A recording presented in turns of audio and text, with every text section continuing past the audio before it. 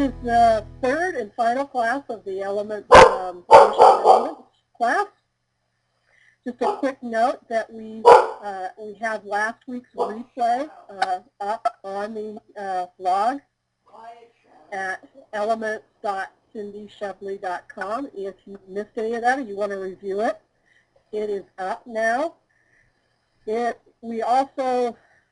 also managed to get the little video that I promised about transferring your pictures from your camera to your computer using the Elements interface. It's up as well. And included in that is a simple way to delete all those images from the card once you have them uploaded. So if you're interested in that, that is also up there on the Elements site.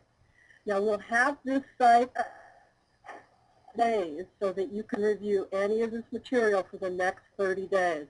Then we're going to take the site down because it is meant for this class. So it is for you to enjoy for the next 30 days.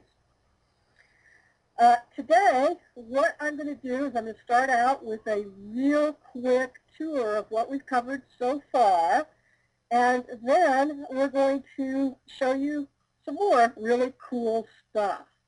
So you may notice the look of my elements today is mostly gray, kind of a different look to it, maybe a more Web 2.0 kind of look. That is because today I am using Photoshop Element 6. I want to show you that although it looks very different, it is very much the same, only it has a few more bells and whistles. And one of the bells and whistles it has is what's called Camera Raw, extensive program for using Camera Raw. And I want to show you a demo of that as well today. So I thought we would use Photoshop Element 6. Danny will use 5, so you can kind of compare the differences as we go along. So that's it. I'm going to cover what we've talked about, and then we'll get started. So to start off, you remember we talked about the organizer. This is sort of your dropping off spot for all of your photos once they're transferred in. This is how you organize and sort your photos. There's the keyword tags that you can set up, and you can set up albums as well so that you can sort and organize your photographs. Again, this is the quick editor. This is where you do quick fixes. If you've got an eBay photo that you just want to do some quick corrections for, or you've got a photo that you're ready to print, but it's almost perfect. You just want to do a little tweak, maybe crop it or correct the red eye. This is where you would do that kind of those kind of projects. But where we spend most of our time actually is in this full editor. This is where you have all these different tools available to you. You can, you've got the artwork palettes and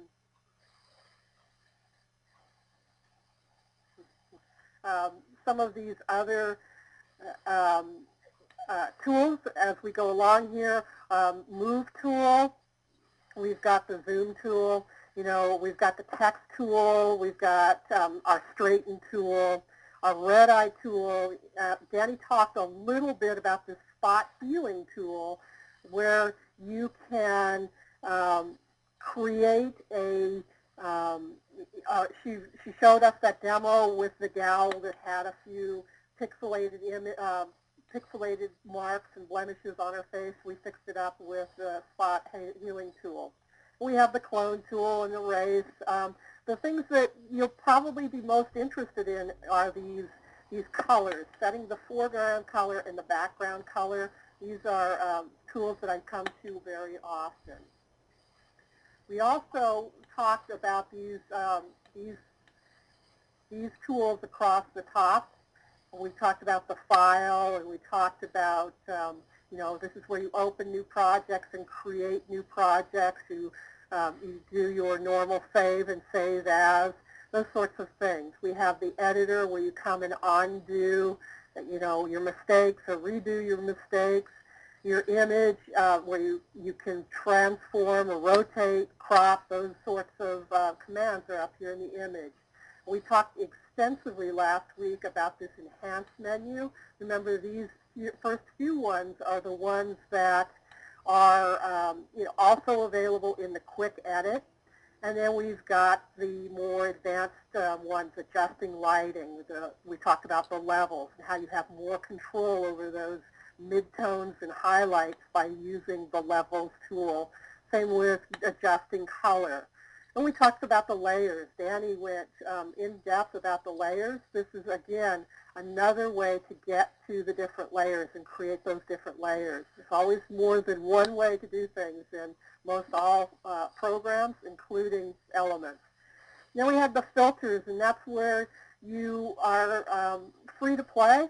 You can do artistic brush strokes and create watercolors and stylized and things like that here in the filter gallery. And your zoom is where you can zoom in and zoom out on the picture, so you can get in really close on the picture. So that's kind of a quick tour of what we did last week. I'm going to let Danny take over and kind of show you some magic that we want to show you can do with Photoshop Elements.